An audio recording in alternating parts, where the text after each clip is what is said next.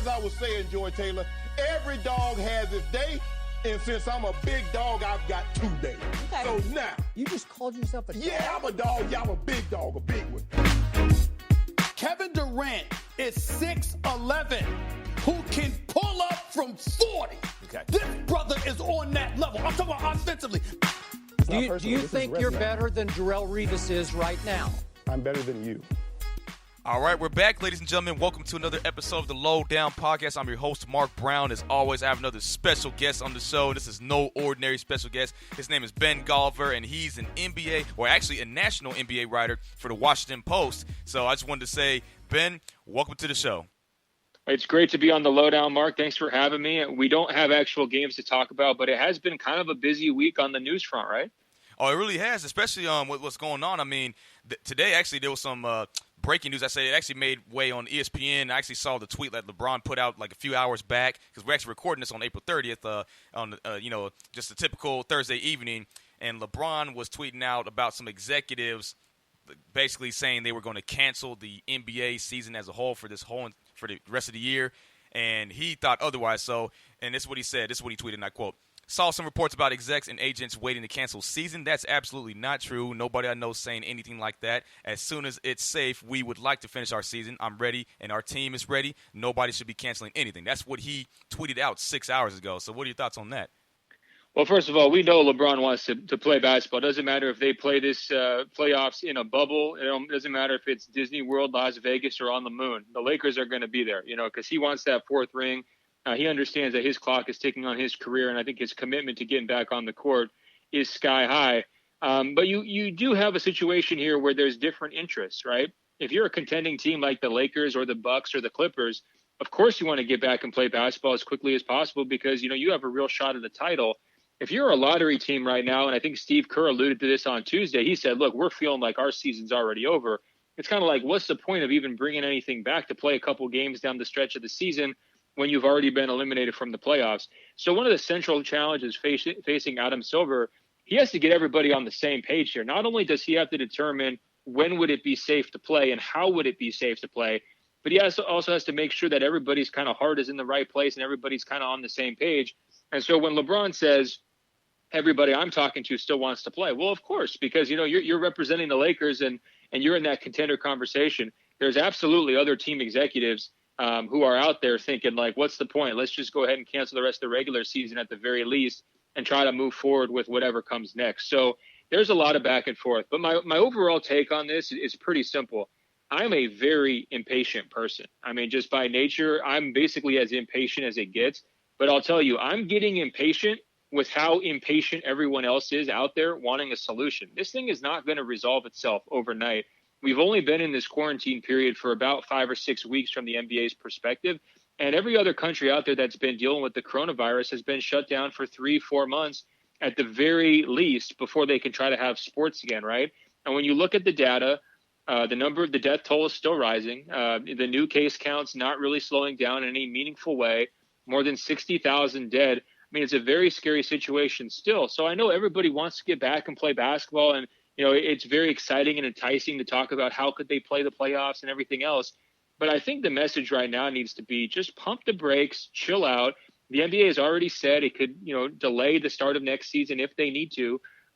There's no need to rush into a decision one way or the other. If agents are getting anxious or team executives want the NBA to cancel, they just need to hold their horses. And if other people want to get back to playing basketball as soon as possible, that's an understandable sensation. But just chill out for a little bit. It's okay to take a breath, Exactly. That was a really, really good point you just brought up. I mean, several good points you brought up just now because you were right about that. I mean, we surpassed over 1 million cases. America surpassed over 1 million cases just about nearly a week ago. And they're actually, according to Newsbreak, America's sitting at 1,094,094 cases, and they jumped nearly 30,000 cases today alone, and today's not even over.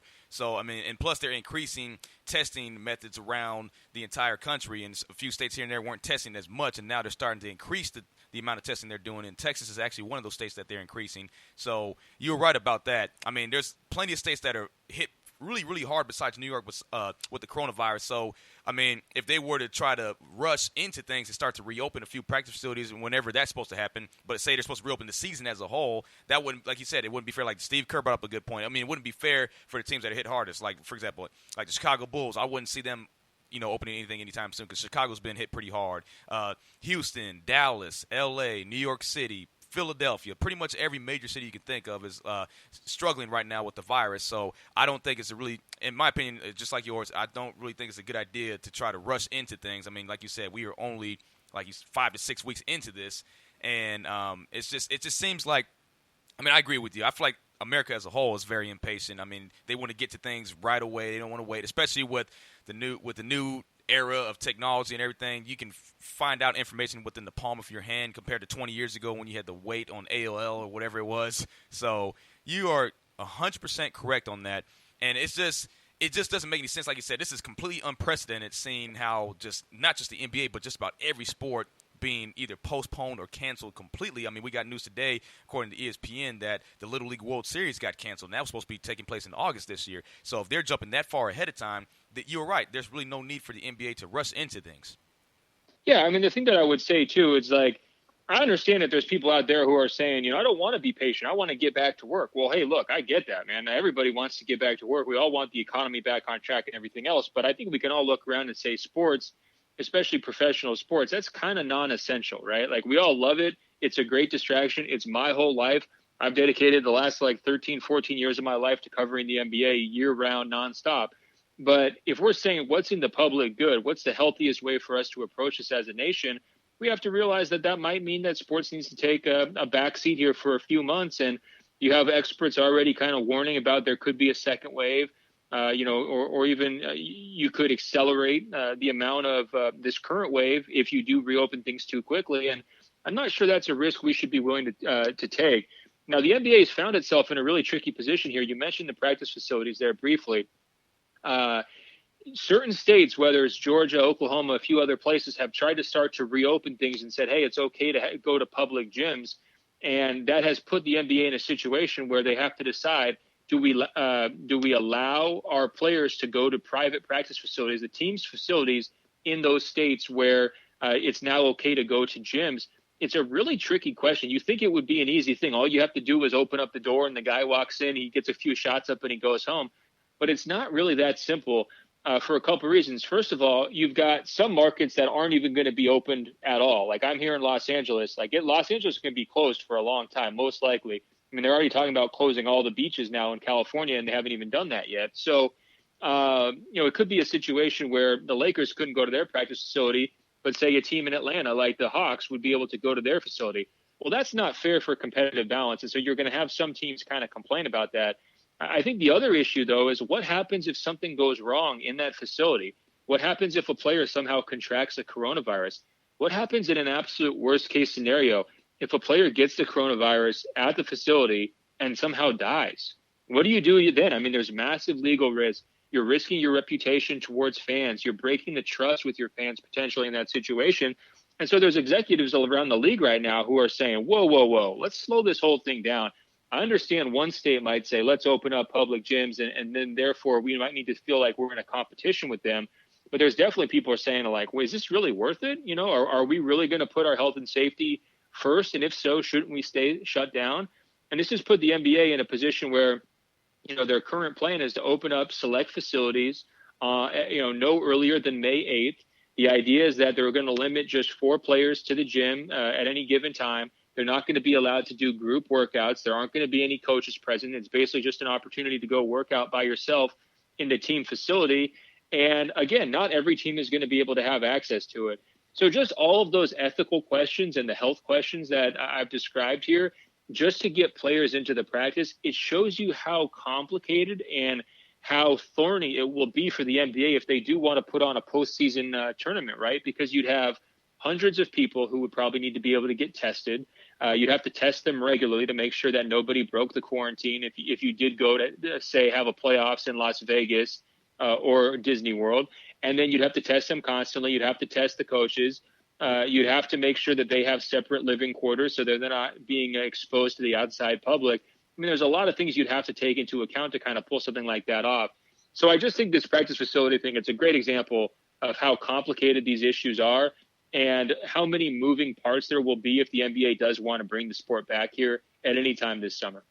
Yeah, exactly. I mean, that's a really good point as well because, I mean, I've seen too many reports about the NBA starting much sooner than we think, and I've seen reports about, like, America could be completely open back up, to normalcy by sometime within the next month or two. But I was thinking, well, it doesn't really make sense to open everything up if we're already near 1.1 million cases already, and then there's people still dying from this disease, and there's a lot of people still getting sick. I mean, this disease is highly contagious. So you're right. I mean, it's for everybody's, sake. Definitely keep the players' safety. We already saw what happened in Oklahoma City. That's what caused that's the epicenter of the sports, all sports being canceled or postponed, is whenever everybody knows about Rudy Gobert testing positive in Oklahoma City back in mid-March. So, again, that's risky. And then to open things back, even have just practice facilities and then have, like you said, have several players all working together, that can be a risk too because, I mean, the NBA, they travel everywhere. And you're right. I also heard some reports about them, a few teams or a few players from different cities going to another state or something like that, whereas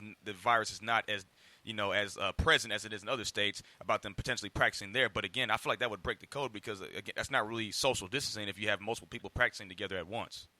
No, that's right. I mean, you have a lot of guys who have either gone where they live, their parents live, they've gone home, or they've gone to, say, their summer home. A lot of people have kind of congregated in Los Angeles, right? And so let's say the gym opens up in Atlanta. Are you going to have a whole bunch of NBA players flying across country so they can go work out at that gym in Atlanta? If so, that's a serious risk, right? I mean, you're putting all those players' health potentially at risk. And I just think it's very easy in the sports landscape where we get so caught up in wins and losses, we get so caught up in plans about how to bring the game back and everything else, that we do lose sight of the health side. And, the death rates continue to climb pretty quickly. There is no vaccine yet. And the testing has definitely gotten better. It's more widespread, and actually free testing is now available in some places, which is an excellent step forward. But it's not available for absolutely every person. And I wouldn't necessarily say that this pandemic is kind of, quote unquote, under control, right? And Adam Silver said 2 weeks ago at a press conference, he said, until we have the numbers coming way down, until we have widespread testing, or until we get a vaccine, it's going to be very difficult for us to get back to the game. So I think that those are good benchmarks for everybody to keep in mind. And if a local state feels differently, I think, unfortunately, I think the NBA is going to have to think long and hard about just trying to protect their players no matter what. Exactly. So what do you think at this point, since you covered the NBA all the time, where do you think the NBA is standing right now? Like, what do you think can happen within the next, say, 3 to 5 weeks, or maybe a little bit further than that from here on out? Right. So their official policy is that they want to follow the data rather than the date. So they don't want to circle anything on the calendar and say this is when we want to come back. They want to track what I just mentioned, which is the case count and which is the availability of testing. And if those situations improve and we get to the point where there's not thousands of people dying constantly and, the whole, parts of the economy can open back up and everything else, I think that that's a totally different environment. And those things could happen in the next month. It's possible. You just need to kind of see how it plays out. We didn't know exactly where we would be, even with the help of models 1 month ago, where we would be today, right? There's just no way to predict this kind of a thing. So I think that time is the most important factor here. There's not going to be any rush. And I would also say that Adam Silver's public position is one of maximum caution. He's not rushing forward. He's even said that they're not seriously engaged in trying to create a way to have a playoff. In other words, they're not trying to build a bubble yet in Las Vegas. They're not trying to build a bubble in Disney World. They're listening to proposals. They're trying to think, okay, what might be involved in it if we were going to do this? Because ultimately, if they can have a playoffs, it's going to really be important for their television revenue. Because right now, the NBA's revenues are basically zero, right? They're almost like a restaurant that's shut down. I mean, they're not selling any food, and they need to get back to business at some point. And they're still paying out most of their salaries to their employees and their players. And so that's a really big economic hit. If you add it all up, if they have to cancel the rest of the regular season and these playoffs, it will cost the NBA more than $1 billion. So that's an awful lot of incentive to try to get something back. But I think it's telling that Adam Silver hasn't even gotten to the point where they're seriously engaged yet. He's just saying, look, let this thing play out. We'll see where we are down the road, and we'll try to put something together if situations improves. So from that standpoint, I think we should all kind of follow his lead on that and say, well, maybe we get to June 1 and the situation looks different, or maybe they can finally get back to basketball in 2 months from now And if so, they'll play. And if the situation doesn't improve, they're not going to have a choice because it won't be safe. Yeah, exactly. And then especially when you look at the playoff picture, do you think that, I mean, according to Adam Silver and the Players Association, do you think they will start off from where they left off, but later on into, say, the near to the distant future? Do you think they'll start off where they left off from this season, or do you think they'll just have to go straight into the playoffs? Because according to what you said about Steve Kerr, it wouldn't make sense for them to even keep playing since they are way too far away from even making the playoffs at this point. Yeah, I mean, personally, if it was up to me, I would just go straight to the playoffs, and I would also consider, do you have to play all 16 teams, right? Or can you scale it down and only have an 8-team playoff, or do something along those lines? Because every game that you play is an added risk, right? Every extra day that you add to the schedule is an added risk. So, and also you're asking people potentially to go to a single site and play these tournaments. And, if you're going to be on the winning team, you could be inside a bubble for 2 or 3 months away from your family. That's an awful long time. And I know a lot of these guys want to be competitive and they want to play. That's a very different lifestyle than what any NBA player has ever had to deal with before. It's just a big ask from the NBA's perspective, right? And the players are going to definitely have a voice here as well. So, to me, I would keep it as simple as possible, asking all 30 teams and all 15 players on all 30 teams to try to make something happen. I'm just not sure it's worth it. I would be more focused, if I was in charge, I would be more focused on how can we get a playoffs on television. Don't worry about having fans there. Maybe don't even worry about having the media there. Just have something that we could put on TV that we can call the playoffs, so we can crown a champion, and so we can sell some TV ads and make some money, and then we can, do it as simply as possible. I think those would be my priorities. Yeah, and if that were to actually happen, talk about a huge change, right? That's never happened in NBA history where there was no fans at all, and yet again having different teams just go straight to the playoffs and skip, due to a pandemic. That's never happened before, because the last pandemic that hit America that was like at this magnitude was the Spanish flu. Well, we're not quite there yet, but the Spanish flu was the last time it altered history. Well, yeah, here's a great trivia question. Do you know the last time an NBA team or an NBA season has not crowned a champion? The answer is 1946, because that was the year before the NBA existed. They've crowned a champion every single year since 1947 to the present. And so we're in totally uncharted territory. And, the only thing more depressing than an asterisk in the record book is just an empty spot, right? And exactly. I do think that matters. That motivates all of these people because they have the pressure and the weight of history, but they also realize that guys like LeBron, Giannis, Kawhi Leonard, they've devoted their whole lives to this moment, right? If you're the Clippers, you traded like 6 draft picks to get Paul George so you could try to win a title right now. If you're the Lakers, you traded Lonzo Ball, Brandon Ingram to get Anthony Davis so you could win a title right now. If you're the Milwaukee Bucks, you fired your coach 2 years ago and brought in Coach Budenholzer to rebuild an entire offense around Giannis so that he could make the most of his prime, and so you could have a chance to re-sign him before he hits free agency here in a couple of years, right? These are all very time-sensitive, very costly maneuvers by those organizations, and to just leave them hanging, it feels very unfair to all of them. And I'm sure that's why the league feels a big responsibility to try to crown a champion, keep those record books with a name on the list next to 2020. But ultimately, the pandemic is bigger than sports, right? It's changed our lives in so many different ways. It's cost a lot of people their jobs. It's cost a lot of people their loved ones. And so, as we start to, kind of feel sorry or sympathy for these teams, I do think that we need to keep the bigger perspective, which is, look, like, ultimately, like, they should try as hard as they can to crown a champion. But if it doesn't happen, I think everybody should be understanding, and there shouldn't be undue pressure on the league to risk the health and safety of its players. Yes, that's well said right there. And just going off of that, say it doesn't happen, right? So say worst case scenario, they somehow will not be able to crown a champion. Do you think that'll hinder LeBron's legacy in some cases? Well, look, every year he doesn't win a title is one fewer year he has to match Michael Jordan, right? And I mean, this is the whole conversation. It all comes back to the GOAT. Like, that's what LeBron's been playing for. He told us in 2018 that he thought he was the greatest player of all time. Certainly this Last Dance documentary is going on ESPN. I think it's a good reminder that Michael Jordan feels differently about that. He probably feels like he's the greatest player of all time. And The only way that I think LeBron's going to be able to surpass Jordan in the minds of a lot of people is if he gets that ring count up, because people will just look at 6-0 in the finals versus 3-6 in the finals and say, sorry, Michael's got this, right? So I think for LeBron, every title, every year matters. The real shame of it is I was here. The Lakers 2 years ago had some of the worst chemistry you'll ever see. I mean, they were completely taken over by trade rumors. Magic Johnson quits on the spot. Luke Walton, exits stage left. LeBron's injured and kind of checked out for that season. They turned the whole story around. I mean, LeBron was right in the middle of it. He was completely re-engaged. He was playing MVP caliber basketball. I would have had him, number 2 to Giannis in that conversation. They were unbelievable from a record standpoint. The Lakers were just steady, night in, night out. Great chemistry with him and Anthony Davis in the supporting cast. And so the timing for them, it could not have been worse. They had finally pulled themselves together. They were on the brink of making the playoffs as a franchise for the first time in like 6 or 7 years, and to have it kind of taken away from them, it's really tough. And absolutely, there's a price to be paid, from a historical standpoint, not only for LeBron, but for the Lakers franchise too.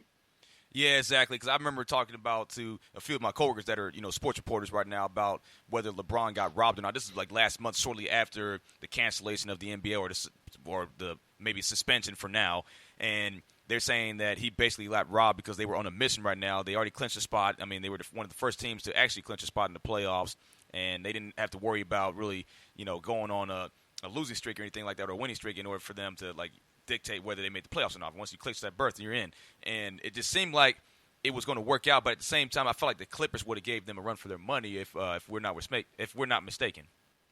Oh, no question. I mean, I think that my prediction was the Clippers were going to win the title and beat the Bucks in the finals. But the woulda, coulda, shoulda, if they're not able to play these playoffs, I think it's going to be there forever, right? Because of how well the Lakers were playing. And also because of how well both the Clippers and the Bucks were playing. I mean, you had 3 really legit championship contenders this year, and they were all led by superstar-level players. On top of that, Giannis, Kawhi, and LeBron are all kind of dueling for who's the best player in the league right now, too.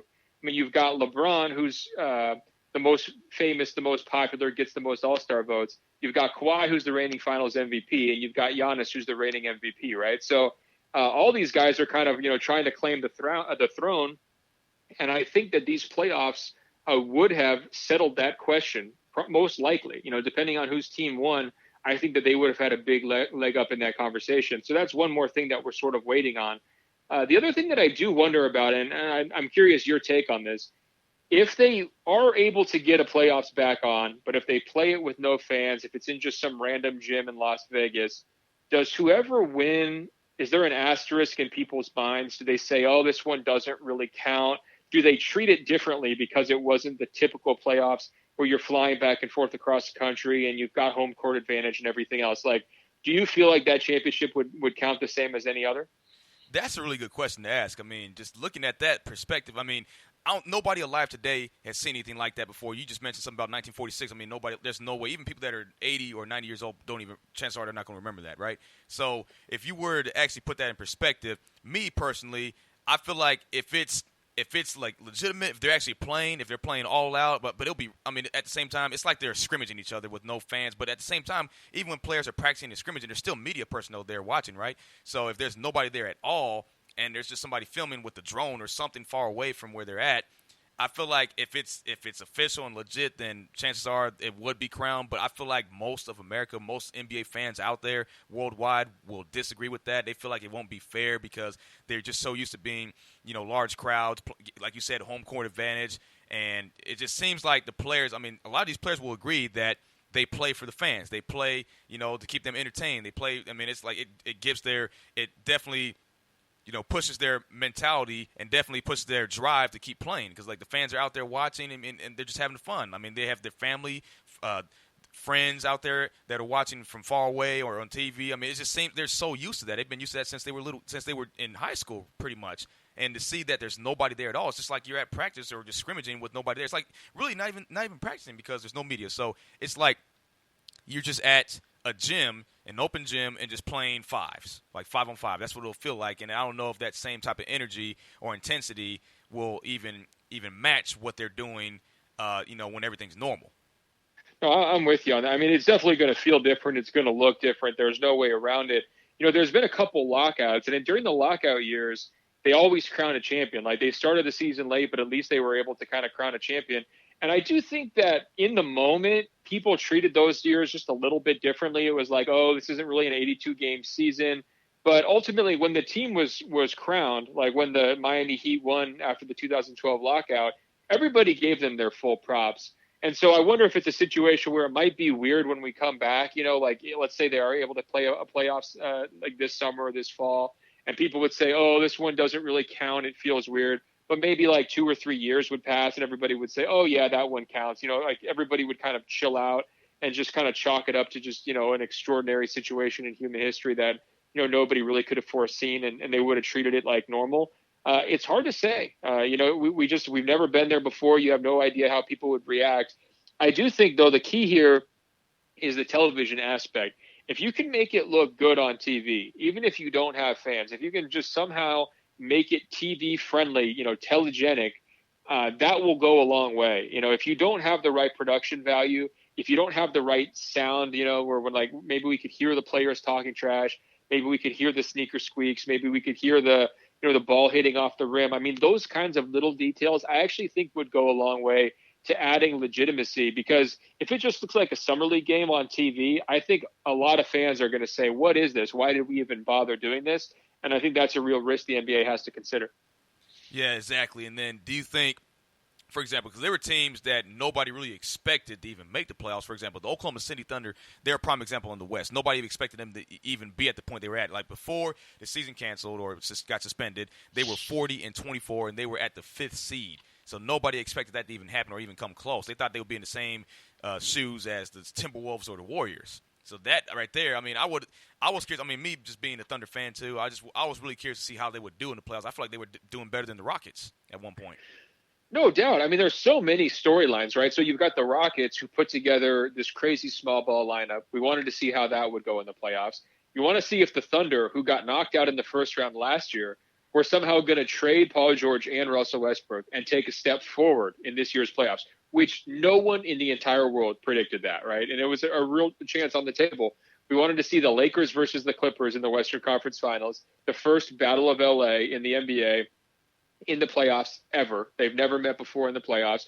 We wanted to see if Giannis was going to be able to get over the hump and get his first ring. I mean, this season really felt to me a little bit like 1991 Michael Jordan, where, for the first time, he's really feeling himself, and he kind of feels like he can control the action. Was he going to be able to do that after kind of crashing out and, getting revenge for last year's Eastern Conference Finals? On top of that, you have Luka, who's never been in the playoffs before, rising face of the NBA. He could have been potentially in the playoffs. And you also had Ja Morant and Zion Williamson kind of doing battle potentially for that 8th seed, and whichever team gets it was going to play the Lakers in the first round. And trust me, millions of people were going to watch LeBron versus Zion if those two matched up in the playoffs in the first round, right? So there's so many great storylines, just like whether it's the headline guys or whether it's the new guys, the new blood, that have kind of all gone to waste here. And, as a basketball fan, I feel the same way. It's like, what could have been? It just constantly is kind of rattling around your brain. This season was challenging for the NBA as a whole. They had the controversy with China. They had the deaths of Kobe Bryant and David Stern. And then, you go straight into the coronavirus with Rudy Gobert being right in the middle of it. I mean, all of those things makes for a really challenging year. And I know the NBA in the back of their mind, they were hoping, hey, maybe the playoffs can save everything. Maybe if we have a great postseason, some of the money that was lost earlier in the year, some of the really heartbreaking, tragic things that happened maybe could be forgotten a little bit. And instead, everybody's just kind of left waiting and left wanting. And it's sad, man. Frankly, it's just really sad. Yeah, nobody saw this coming at all, and it really is. I mean, I was really getting excited for the playoffs this year. It was a completely different look. I mean, and to see that the way as well effective as the Lakers have been playing this year, that's something I wanted to see compared to last year where they didn't even make a playoff visit. So it's like, I mean, that was pretty cool as a whole. And then, I mean, like you said, there's so many storylines that we can cover right now. But at the same time, I forgot to ask you this. So do you have any additional information you'd like to add if I missed out on anything that's important regarding the NBA and their future? No, I think we mostly covered it. I mean, look, there's a strong sentiment both from star-level players and from the league itself If they can play games safely, they want to play games. So the rush to this idea they're going to rush to cancel or any of that stuff, I think that's way premature. I mean, they want to let this thing play out. They've actually been advised by, top experts in the health field. Dr. David Ho first made his name as an HIV and AIDS researcher back in the 90s when Magic Johnson was going through his situation. And they also have the former Surgeon General under Barack Obama advising them as well. So, they're tapping experts. And additionally, they had a big presentation by basically the CEO of Disney, Bob Iger, who was updating them on, the business side response to the coronavirus and, basically how his company is handling this thing. So they had an ownership meeting where those people all spoke, a couple weeks ago and kind of laid things out for the owners and tried to keep the owners as informed as possible. I think it's important to realize that when Rudy Gobert tested positive, there was still a number of owners who didn't believe the coronavirus was a real threat. They had not prepared in any way. They were still hoping to play games with fans, even though there were certain locations around the country that were starting to say, hey, we don't want you guys to hold games anymore. It's not safe. And so for those owners, they've really had to play catch up here over the last month to kind of wrap their mind around just the basics of the virus and the disease and its impacts on people and everything else. So I think from that standpoint, the NBA right now is still 5 weeks later, kind of in information gathering mode, trying to keep everybody as informed as possible so they can make the right decisions. Yeah, exactly. I mean, it's like just everything's just TBD at this point, like you said. And then I'm just extremely curious. I mean, I'm pretty sure all NBA fans, NBA Twitter, whatever it is, they're all extremely curious of what's going to happen next. I mean, people are getting their hopes up. I mean, LeBron, the tweet that he had out earlier, that what we just covered earlier, it just gave a lot of hope to a lot of NBA fans out there. We just have to wait and see. And I'm like you said, I mean, we're all hoping for sports to all come back. I mean, it's just a weird time. I mean, knowing that we haven't seen it. Actually, according to Adam Schefter, yeah. So it's been 50 days since the last time we actually saw an actual sports game. Yeah, man, and it feels like 9 months, doesn't it? I mean, look, here's one thing. The last game I saw, actually, Zion was playing in, and I just love Zion. I mean, I joke he's like my large adult son. Everybody makes that reference on Twitter. I mean, I just feel like a personal connection. I want this kid to succeed so bad because he's about all the right things. And I saw him play in early March, and if you told me that game had taken place in 2017, I would have believed you. And I went to the All-Star Weekend in Chicago in February. That feels like it happened 10 years ago. And it's crazy because at All-Star Weekend, and this is mid-February, so not even, basically 2 months ago, Adam Silver was making in his prepared remarks, he was talking about the coronavirus and how it had kept Chinese reporters from being able to travel to the NBA All-Star Weekend, which they often do, usually in large numbers because it's such a big international global event. And he was making note of like how many reporters, it wasn't safe for them to travel and saying, oh, I wish you guys were here and everything. And I'll tell you what, man, I'll be honest, it flew over my head, but it flew over everybody's head. Hardly anyone asked follow-up questions about the coronavirus. Nobody really was focused on that at all. All the focus was Kobe Bryant's death, David Stern's death, and everything else. So it just shows you how quickly this thing unfolded. And it kind of plays with time, too. I mean, it really does feel like we've been without sports for a really long time. I think that's why everybody's so excited about the NFL draft, so excited about The Last Dance, because it's like we need anything. It's almost like as a society, we're all in the middle of Lent right now. We're giving up everything that we love, and it's like give us anything so we can have our cheat day afterwards. You know what I mean? Exactly. I mean that's the best way you can really explain it because The Last Dance. That's the reason why it's generating so many views at this point because there's really nothing else to watch unless it's like things from the past. They're showing past games, like past documentaries. There's a lot of content to fill, and I applaud you and every sports reporter that's out there that is still working, still employed, because there's been some that have been, either furloughed or laid off or completely or fired possibly. So I applaud every single one of you. I mean, you guys have been working really hard, especially during this time, finding content and everything. I mean, I appreciate everything you guys do, and I appreciate you coming on this podcast, Ben. It was a lot of fun talking to you, and I hope to, remain in contact with you in the near future, and we can talk some more basketball. I'd love to do it, man. Best of luck to you, and best of luck to your show. And I just hope you and your family, everybody stays safe, and all your listeners out there, just stay patient. Let this thing ride out as best as you can. Stay safe, and hopefully we come out the other side all in one piece, and we're back to hoops here at some point in the not too distant future.